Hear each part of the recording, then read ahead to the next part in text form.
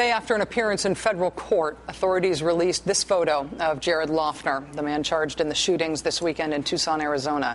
It has been described as his mugshot. It is not his official mugshot. The forensic unit of the Pima County Sheriff's Office actually took this picture. In a news story like this, there is an understandable desire to tell more of a story than the facts allow. In frequently updated reporting, some facts also get stripped of so much of their relevant context that they get repeated in a way that is misleading. So to be clear, this is not Jared Loughner's mugshot. His mugshot may yet come at a later date. Also, to be clear, while Mr. Loughner frankly looks like a skinhead in this picture, and you may have heard reporting stating that he has white supremacist ties, there does not seem to be any substantive basis for that claim. Fox News ran a story allegedly citing a Department of Homeland Security document which tied Mr. Loughner to a white supremacist group called American Renaissance. Not only does American Renaissance deny any ties to Mr. Loughner, the Department of Homeland Security told Greg Sargent at the Washington Post that they have, quote, not established any such possibility, undercutting what appears to be the primary basis for this claim. So far, there is no substantive evidence that Jared Loughner is tied to any white supremacist group, no matter what you have heard. Also, while we are clearing stuff up, in the increasingly nasty discussion about whether or not overhyped or violent political rhetoric is relevant at all to this crime, Nevada Senate candidate Sharon Engel's frequent references to Second Amendment remedies, that has repeatedly been described as rhetoric. To be clear, that should not be described as rhetoric. Campaign rhetoric is stuff like Arizona's Ben Quayle, Dan Quayle's son, promising in that campaign ad to kick the hell out of Washington.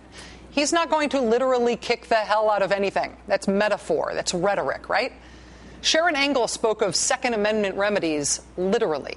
Here's her comment in context, as reported by the Reno Gazette-Journal in May. Quote, what is a little bit disconcerting and concerning is the inability for sporting goods stores to keep ammunition in stock.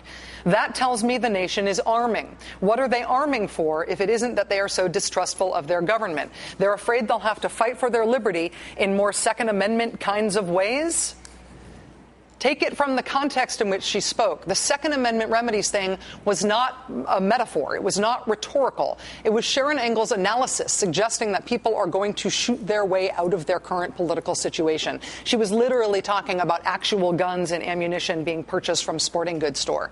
She meant it literally, that people will turn to guns.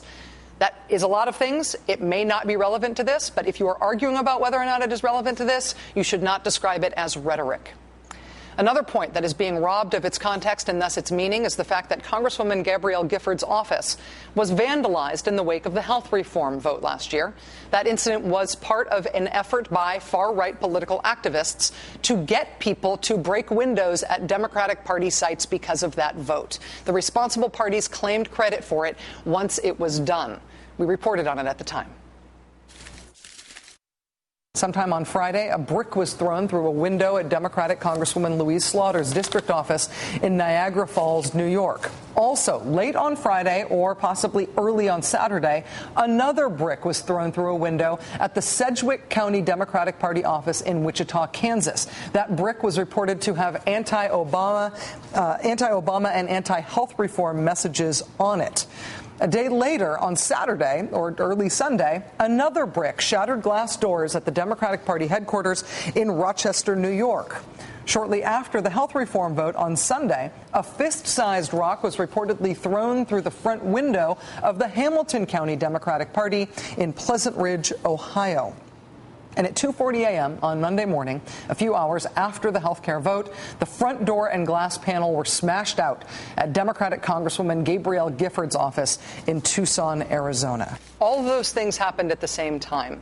And at the same time, a man named Mike Vanderboe, the former leader of a militia group in Alabama, claimed responsibility for those events, claimed responsibility for advocating for them specifically on his blog, saying before they, quote, resort to rifles, that people should target Democratic headquarters and, in his words, break their windows, break them now. He contacted the local press in Rochester, New York, to gleefully claim credit for that window smashing there.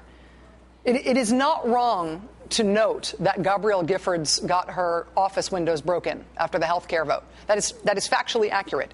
But it is wrong to omit or deny the political nature of that vandalism. It is misleading to not note that that vandalism took place at the same time that a lot of other Democratic Party offices were vandalized, and that vandalism was advocated by far-right political actors, one of whom wanted to claim credit for the window smashing.